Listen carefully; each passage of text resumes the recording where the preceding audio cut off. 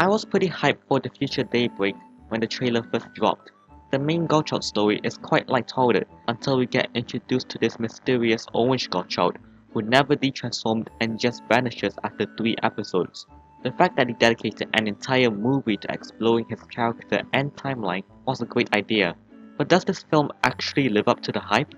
Let's find out. First, let me say that opening the movie to King Oger level of terrible green screen does not give me the best first impression, but at least it introduces us to the future Hotaro and the condition of his timeline, though after this scene, the pacing feels a little fast, since right after Hotaro wakes up, they plan on going to a summer festival, yet suddenly they get attacked by Hellcrate and the Dread Trooper army. The pacing issues continues with Hotaro summoning the Gotcha brothers just for them to get bodied. Then Legend arrives and easily destroys the Dread Troopers, forcing Hellcrate who just appeared to retreat. Boy, I sure do hope Kaguya does a job to these guys later. Also, Rina's dad is in this movie for some reason, and yes, he is another clone. He simply disappears after he helps them create the Jetliner in order to send Hotaro and Rina into the future. This all happened within the first 7 minutes of the movie, but luckily after this, the pacing becomes a bit better. The Jetliner has a cool design. I like how the cameos involved with its creation had something to do with portal creation and time travel. Though is there a reason for it to possess a real-life train besides obvious product placement? They boarded Jetliner just fine before. Kajiki followed them, but his inclusion doesn't amount to much. I thought him following would mean he'd have a bigger role in the story, but he actually does nothing throughout the entire film after they left him at the hideout. Future Hotaro never even acknowledged his existence when he saw him. Come on man, I thought he's supposed to be your best friend.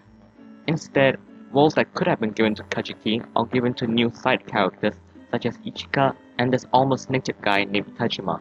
I thought Tajima was gonna be the future version of Kajiki, but nope.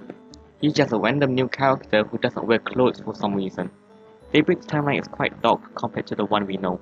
We learn that this timeline diverged starting from episode 16, when Glion first attacked. He shot Hotaro's eye out, which is pretty brutal, even if the blood looks like ketchup. And he eventually killed everyone Hotaro knew and loved, with Spanner, Minato, Sabimaru, and Renge being named. No mention of Kajiki though. Future Hotaro's backstory explains why his personality is very different compared to the one we know. The Daybreak codes even get an explanation, which I appreciate, being created due to the sun upgrading all of the codes as it resonated with Hotaro and Rina's last moments together. Rina's death leads to future Hotaro becoming protective of present Rina, even snapping at her not to fight. The future Glion even casted aside Cloto and Atropos after killing Lachesis, and replaced them with supposedly stronger dolls who have the bodies of people Hotaro knew, including Hellcrate, Lachinelus, and Alzard. I say supposedly because all of them crumbled to dust by just one finishing move. How on earth did future Hotaro not manage to destroy them throughout all these years? These three are just okay villains. They worked well enough as fodder for the riders to fight. I like the scene where Lachinelus manipulated Cloto and Atropos by acting like their sister, and seeing Alzard act so unhinged compared to the normally reserved Minato is a great contrast. His actor pulled it off well. I also like the small detail of the Spanner clone still wearing a tie, since our Spanner only stopped wearing it after he turned into Kamen Rider Velvorag, which means in Daybreak's timeline, Spanner died before he got his driver. I think this whole sequence involving Daybreak telling Rina not to fight was perfect, from the flashback showing his past and Rina's death, to the scene of him yelling at his younger self. Though I do think that Daybreak changes his mind to let Rina join a little too quickly, and he even is the one to allow this girl named Ichika to follow along, despite his whole outburst on wanting to do things alone. I don't think that Ichika adds much to the story. I thought the scene with her and her dad was supposed to have them be quickly saved from the Dread army and then move on. She's mostly here just to have another recognizable person cheer the riders on near the end. Kajiki should have been the one to tag along and free the hostages, so he would have something to do. This scene where both Godchilds ride on their motorcycles was pretty great to see. I always like whenever they manage to film bike scenes in Modern Rider, though I kinda wish they would color grade the sky to be grayer in order to be more consistent with the green screen shots of the future.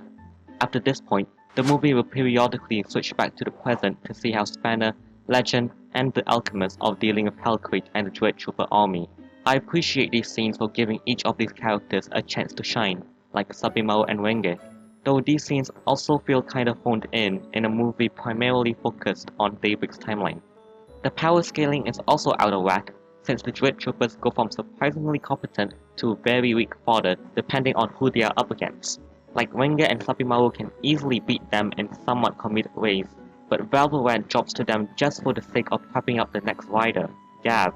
And Gav's stats is so much lower than these guys, yet he easily beats them all, while they couldn't even pop a single piece of his armor off. Speaking of Gav, I liked how Spanner eats the gummies Shama gave him later on during the credits. Legend also went from one-shotting Dread Troopers to getting knocked out of his transformation and having his cult get torn in half in an embarrassing fashion.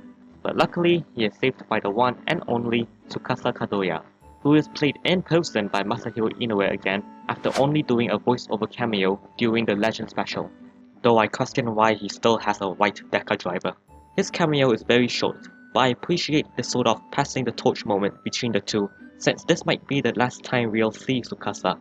It seems like they really want Legend to carry on Tsukasa's mantle by making Kaguya even more like Decade 2.0, since they went through a lot of effort of giving him new versions of his cards that more closely resemble the Decade cards, and even giving him his own version of Decade's catchphrase. His rider form also now sports the new card, though you can't really see it that well in the movie.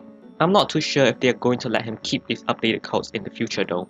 I also feel like they should have shown Legend saying goodbye and going back to his dimension near the end of the movie, since he just leaves off screen, like he was forgotten. Also, I wish they added O's signature Seiya to the scene. It feels incomplete.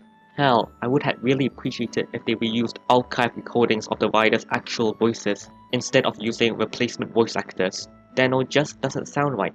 Now for the main villain of this movie, Future Glion.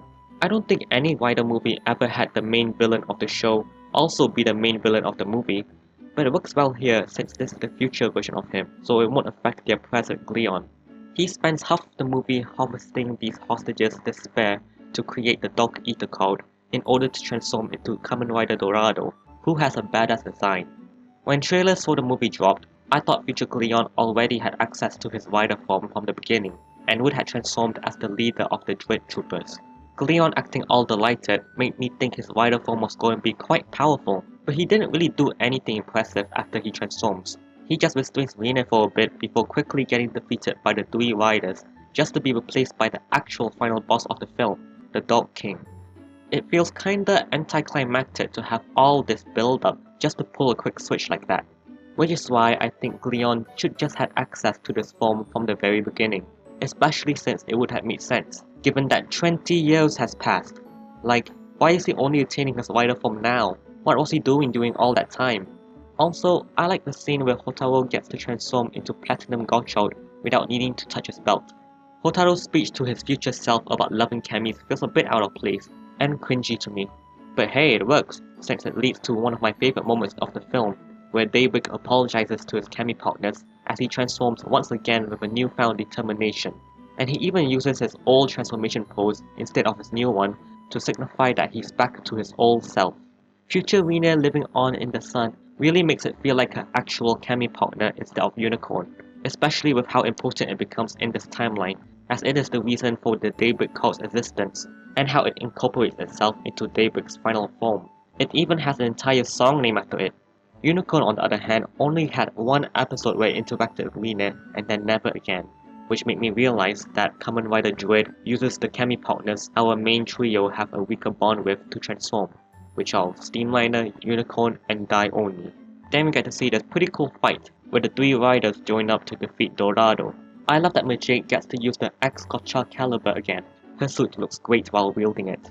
Also, we get another scene in the present where Hellquake fights Spanner, with Renga and Sabimaru throwing the U4X and Zukyun Pyre cards to him, though Velvet only uses U4X to send Hellquake back into the wormhole along with his Velvet Rusher. I don't see the point of giving him Zukyun Pyre if he's not going to use it. It only serves to have him steal Spanner's cards and bring them to the future.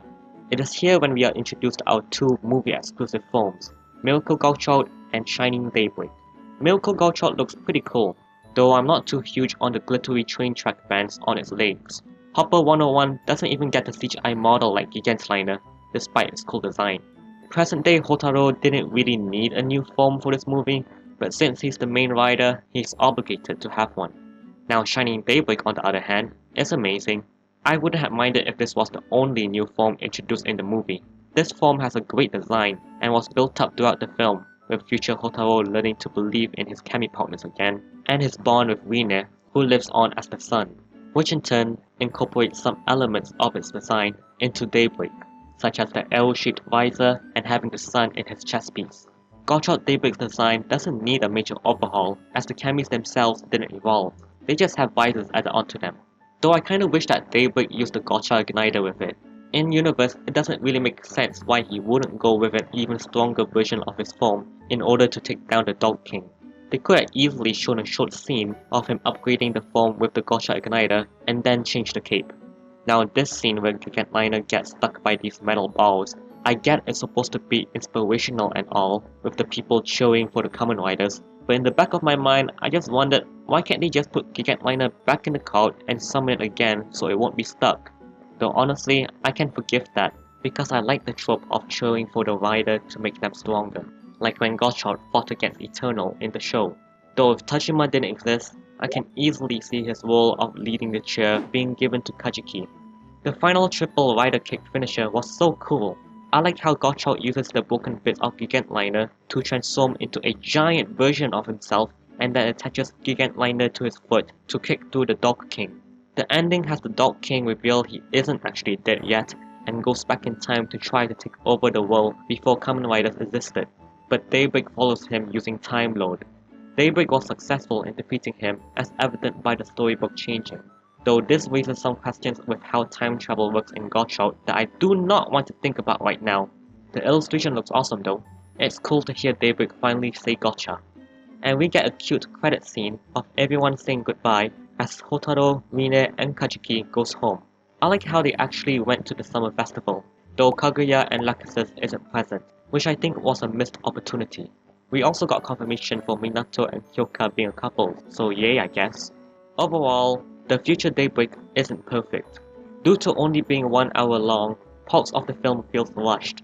Not to mention, a lot of parts of the movie doesn't really feel necessary to its main plot about Daybreak's timeline, such as the new side characters and Kajiki. Plus Legend's inclusion wasn't necessary at all and feels very disconnected to the plot. And while I like future Hotaru, I think he switches his mood between completely hopeless to A-OK way too fast. But despite all of my complaints, I still think this is probably the most solid summer movie released in the Reiwa era so far. I think the story is interesting and I like the expansion on future Hotaru. The fights are entertaining and almost every character has a moment to shine, besides Kajiki. Which is why I'm giving this movie an 8 out of 10. But those are just my thoughts. What did you think of the future Daybreak? What were your favorite moments? Let me know in the comments below. And do not forget to subscribe to my channel for more videos about Kamen Rider. Till next time, see ya!